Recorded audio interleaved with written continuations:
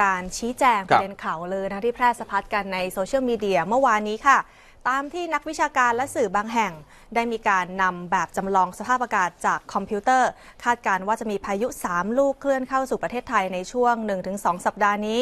กรมอุตุนิยมวิทยาชี้แจงขอให้ประชาชนติดตามข้อมูลการพยากรณ์อากาศและการแจ้งเตือนภัยจากหน่วยราชการที่รับผิดชอบเท่านั้นค่ะนายวันชัยศักดิ์อุดมชัยอธิบดีกรมอุตุนิยมวิทยาชี้แจงกรณีข่าวลือเรื่องพายุในช่วง 1-2 สัปดาห์นี้ว่าช่วงวันที่ 12-14 ตุลาคมนี้บริเวณทะเลอันดามันและอ่าวเบงกอล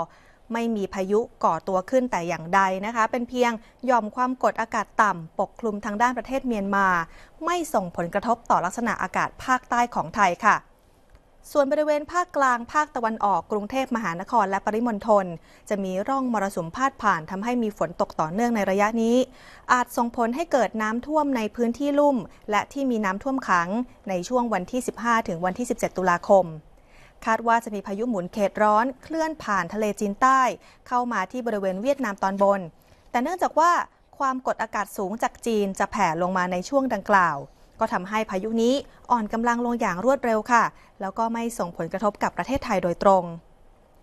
หลังจากนั้นก็ยังจะมีโอกาสที่จะมีพายุก่อตัวขึ้นบริเวณทะเลจีนใต้อีก1 ลูกทางกรมอุตุนิยมวิทยาได้เฝ้าติดตามอย่างใกล้ชิดและจะประกาศแจ้งเตือนทันทีค่ะทั้งนี้ขอให้ประชาชนติดตามข้อมูลการพยากรณ์อากาศและการแจ้งเตือนภัยจากหน่วยราชการเท่านั้นอย่าตื่นตระหนกกับข้อมูลที่ไม่ได้มาจากผู้ที่รับผิดชอบโดยตรงค่ะ